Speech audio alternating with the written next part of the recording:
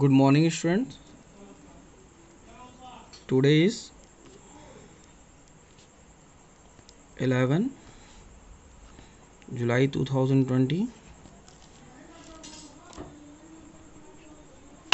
आज question number 11 solve करेंगे. ठीक है. The following was the balance sheet of P and Q as on 31st March 2019 when they decide to dissolve the firm. Creditors, bills payable, Mrs. P loan. Contingency reserve, capital P and Q, cash at bank, stock, debtor, furniture, machinery है. ये क्या है? Loss है. PL का debit balance दिया है ना.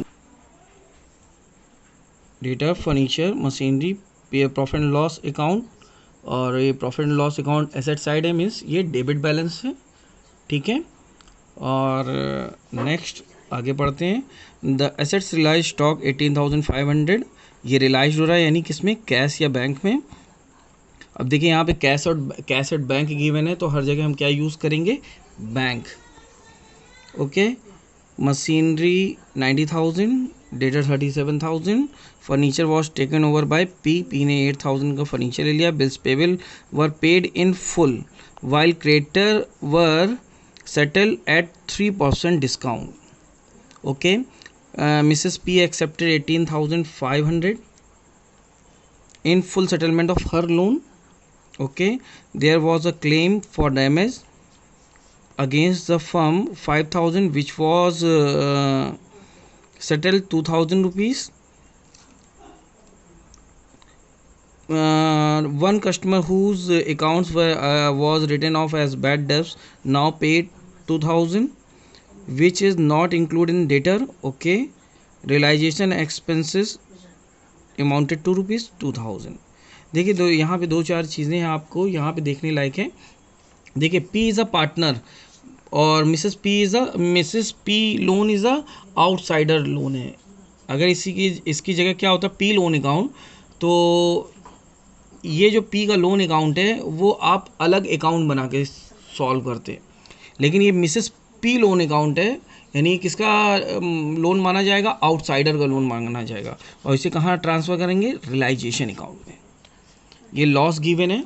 ठीक है. ये दो चार चीज़ें आपको देखने के लिए हैं. बाकी बहुत ही इजी क्वेश्चन है ये. स्टूडेंट्स सब क्वेश्चन सॉल्व करने जा रहे हैं. देखिए क्वेश्चन कैसे क्या आपको बनाना है. Realisation account.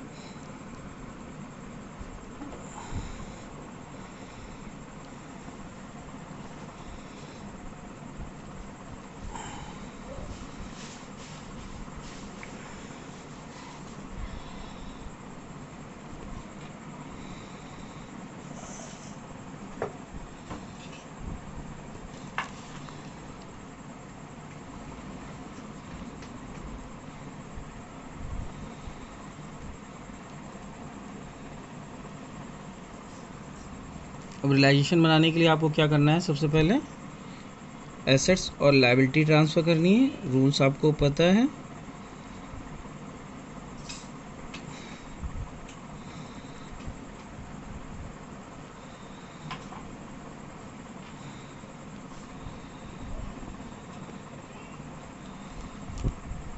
तो सबसे पहले हम एसेट्स ट्रांसफ़र कर लें. तो क्या रख लें? To stock, to debtors, to furniture,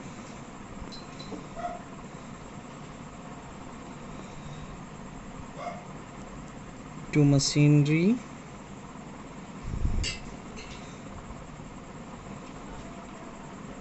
okay. 20,000,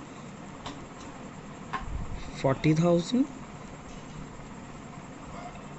10,000 and machinery is 1 lakh rupees. ये हमने असेट्स सारी ट्रांसफ़र कर दी हैं. अब हम लायबिलिटी ट्रांसफ़र करेंगे. बाय क्रेडिटर्स,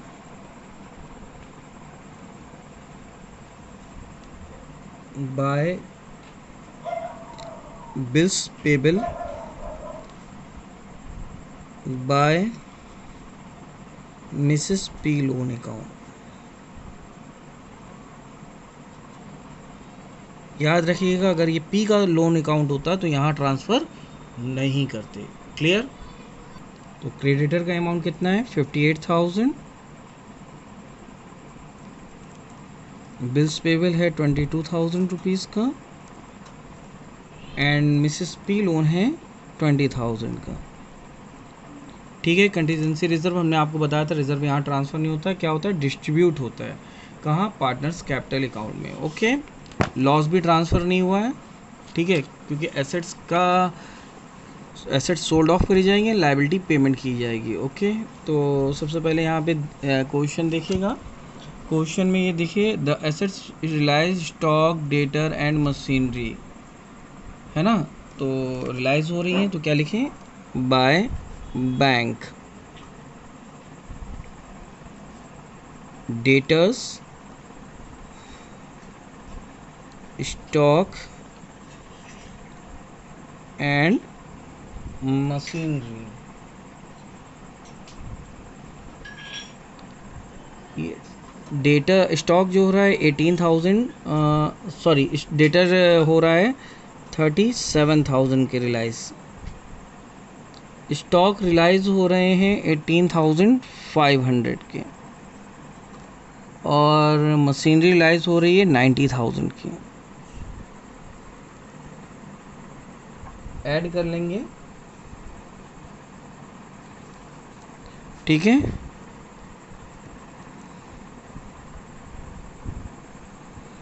$1,45,500, ठीक है। फिर आगे देखते हैं।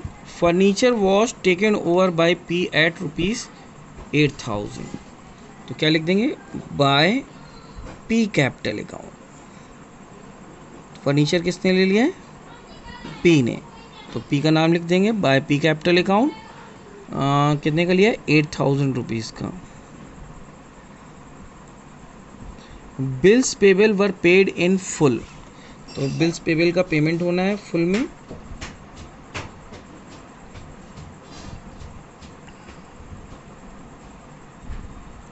By bank bills payable, full payment होना है, तो बिल्स पेबल का अमाउंट कितना है? 22,000। क्रेडिटर्स के लिए इन्होंने कहा है कि 3% डिस्काउंट। क्रेडिटर्स, हमारे क्रेडिटर्स कितने के हैं? 58,000 रुपीज़ के। 58,000 का 3% आप निकालिए, तो 58,000 का 3% डिडक्ट करके निकालेंगे तो आपका आएगा 58 इंटू 3, तो हो जाएगा 0, 3 8 24, 2 3 5 15 and 2 17, 1,740। 1,740 माइनस करेंगे 58,000 में, तो आपका आएगा 56,260। ये 3% डिस्काउंट करेंगे 58,000 का। 58,000 का 3% कितना हो जाएगा? 1,740। 1,740 माइनस करेंगे तो कितना आएगा? 56,260। मिसेस पी का जो लोन अकाउंट है वो 18,500 में पेमेंट हो रहा है, तो मिसेस पी लोन 18,500। ओके। फिर क्या लिखा है? There was a claim against the firm for ₹5,000 was settled at 2,000। एक क्लेम था जो फर्म पे किया गया था 5,000 का, उसको सेटल किया गया कितने में? 2,000 में। तो यहाँ पे क्लेम लिख दें ₹2,000, ठीक है। आगे क्या बोल रहे हैं ये देखिए क्वेश्चन में। There was a claim for damage against the firm 5,000 which was settled at ₹2,000। One customer, ये 2,000 ये हो गया, क्लेम का पैसा 5000 क्लेम था, 2000 किया गया तो 2000 हमने नोट कर लिया। One customer whose account was written off as a bad debts now paid 2000 rupees. एक कस्टमर था जिसने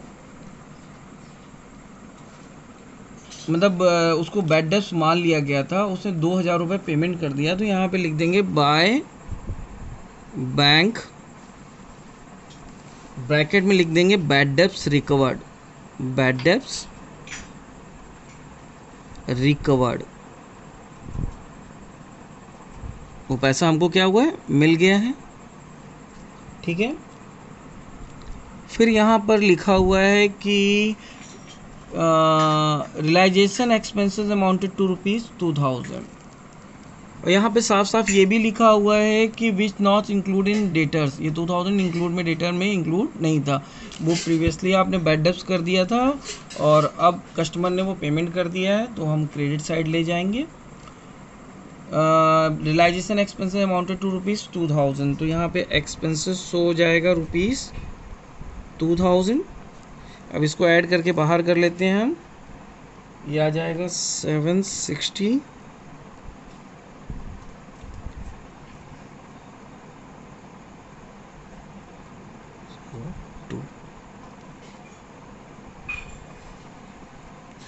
1,760।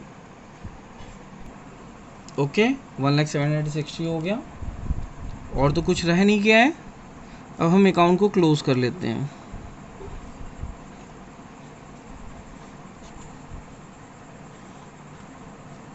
ऐड करिए 1 लाख, 2,45,500 एंड 10,000, 2,55,500। इस साइड का आ रहा है 2,50,000, 55,500। ठीक है, इस साइड का कर लेते हैं टोटल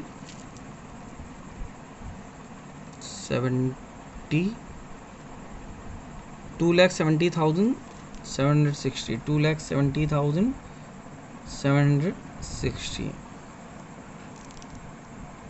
हो जाएगा ये 260,5,1, 15,260 का लॉस आ रहा है। डेबिट साइड ज़्यादा है, 2,70,760, 2,70,760 बाय लॉस 15,260, 15,260 किस में बढ़ जाएगा, पी एंड क्यू में। There are two partners, P and Q किस प्रोपोर्शन में बटेगा, इक्वल, क्योंकि there is no information for the PSR। ठीक है, तो इसको बांटेंगे हम लोग हाफ, तो आएगा 7,630, 7,630, 7,630 जी। ठीक है, तो ये आपका रियलाइजेशन अकाउंट बन गया है। अब हम प्रिपेयर कर लेते हैं partners capital account.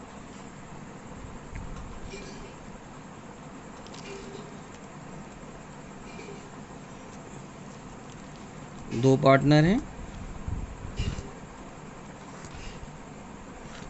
P and Q, P and Q, particulars,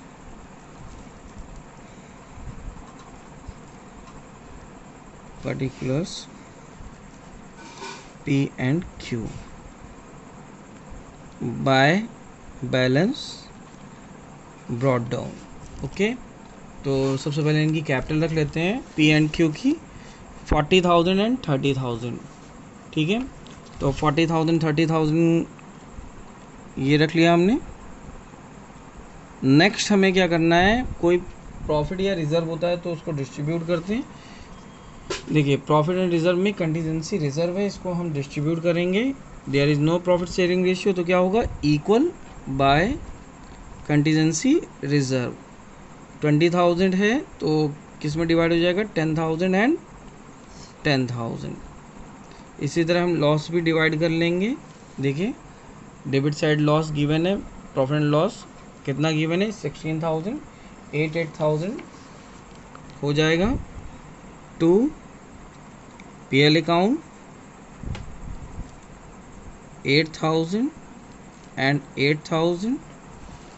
अब देखिए यहाँ पे पी ने एक आइटम लिया था 8,000 का, क्या लिया था फर्नीचर, ठीक है। तो यहाँ क्या लिख देंगे टू रियलाइजेशन अकाउंट, ब्रैकेट में आप लोग फर्नीचर लिख सकते हैं। पी ने लिया था तो 8,000 इनके कॉलम में आ जाएगा, क्यू ने कुछ नहीं लिया है, ठीक है। अब लास्ट में क्या बच्चा है इसका लॉस, तो इस लॉस को हम यहाँ ट्रांसफ़र कर देंगे टू रियलाइजेशन अकाउंट 7,630, 7,630, ओके। अब कुछ भी नहीं है, फाइनल पेमेंट निकाल ले रहे हैं। यहाँ हो जाएगा 40,000 और यहाँ हो जाएगा 50,000, ठीक है। अब डिडक्ट करना है 40,000 माइनस 15,630, तो क्या आ जाएगा 40,000 माइनस 15,630, 15,000 माइनस करेंगे तो आएगा 25, 25 में 630 माइनस करेंगे तो आएगा 24,370, 24,370। क्या लिखेंगे यहाँ बैलेंस की जगह टू बैंक अकाउंट। क्यू का कॉलम क्लोज हो गया है। 50,000 माइनस 8, 8, 16, 16 एंड 7, 23,630। 50,000 में 26,300, 23,000 8, 8, 16, 16 एंड 7, 23,600 माइनस करेंगे तो इसमें 50,000 में 23 माइनस करेंगे तो आएगा 27, 27 में 630 माइनस करेंगे तो आ जाएगा 26,370, ठीक है। तो देखिए सॉल्व हो गया है। यहाँ भी हम क्या लिख दें 50,000। तो बहुत इजी है। पार्टनर्स कैपिटल अकाउंट भी प्रिपेयर हो गया है, रियलाइजेशन अकाउंट प्रिपेयर हो गया है। अब लास्ट में आपको क्या प्रिपेयर करना है बैंक अकाउंट। Very good. तो हम बैंक अकाउंट प्रिपेयर करते हैं। तो बैंक अकाउंट में तो हम अमाउंट ही ट्रांसफ़र करते हैं, आपको भी मालूम है।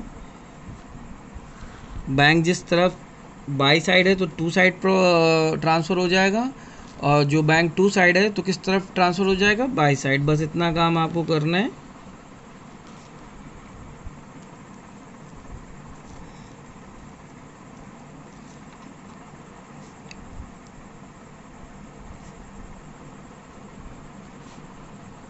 और इसका अमाउंट क्या होना चाहिए इक्वल होना चाहिए।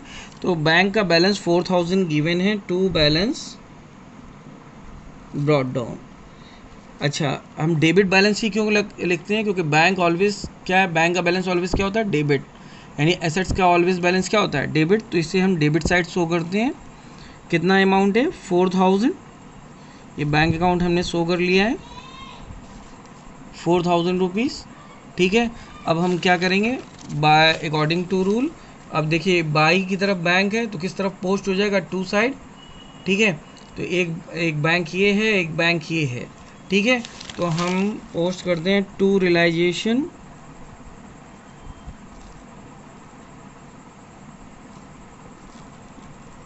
अकाउंट, ठीक है। इसको हम ब्रैकेट में लिख सकते हैं एसेट्स, क्योंकि एसेट्स से रियलाइज हुआ था। कितना रियलाइज हुआ है 1,45,500, ठीक है। तो हम यहाँ पे 1,45,500 ट्रांसफ़र कर देंगे। इधर लिख देंगे फिर टू रियलाइजेशन, और ये किस चीज़ का में है बैड डेब्ट्स रिकवर्ड का।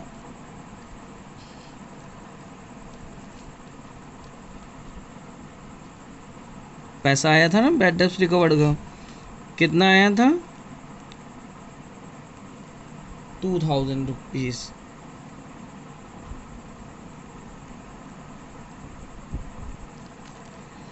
₹2000 रिकवर्ड, ठीक है, 2000 रुपीज़ आया है। अब इस साइड हम क्या डाल देंगे, बाय, कहाँ कहाँ है हमारा बैंक, इस साइड का है, 2 साइड है तो बाय साइड चला जाएगा, 1,07,760, तो ट्रांसफ़र करेंगे टू बाय रियलाइजेशन। ये अमाउंट किसका है, लायबिलिटी पे करने का, 1,07,60 by P capital account, P को कितना पैसा दिया गया है, by Q capital account, Q को कितना पैसा दिया गया है।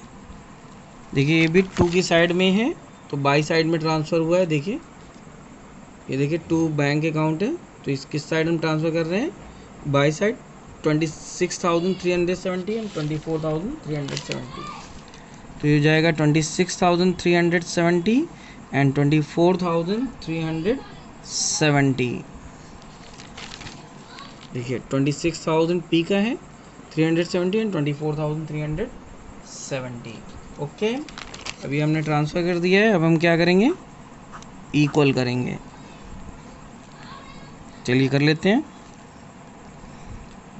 6,000 तो 1,51,500 इस साइड का टोटल आ रहे हैं, इस साइड का भी कर लेते हैं। 26 एंड 24, 26 एंड 24 तुम्हारा हो जाएगा 50,000, 50,000, ये ऑब्वियसली 1,000 ही होगा, नहीं 20 नहीं, ये 1,500 है, 0 0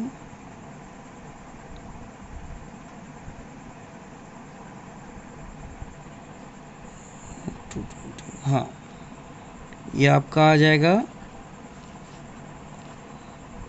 1,51,600। ये 1,500 है, ये 50 है, तो ये कितना हो जाएगा 51,500 प्लस 1,51,500। ओके गाइस, तो ये आपका क्वेश्चन सॉल्व हो गया है, बहुत ही इजी है। आप लोगों से एक कंप्लेन थी कि आप लोग क्वेश्चन मतलब वीडियो देख लेते हैं लेकिन कोई भी क्वेरी नहीं कर रहे हैं, इसलिए आपका ही नुकसान है।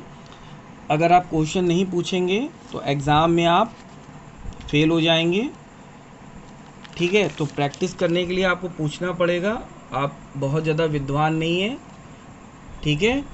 तो हमें भी मालूम है अगर आप नहीं पढ़ रहे हैं तो इसका मतलब आप नहीं पढ़ रहे हैं, कहने का मतलब अगर आप नहीं पूछ रहे हैं तो नहीं पढ़ रहे हैं, ठीक है। तो प्लीज़ पढ़िए और लगे रहिए।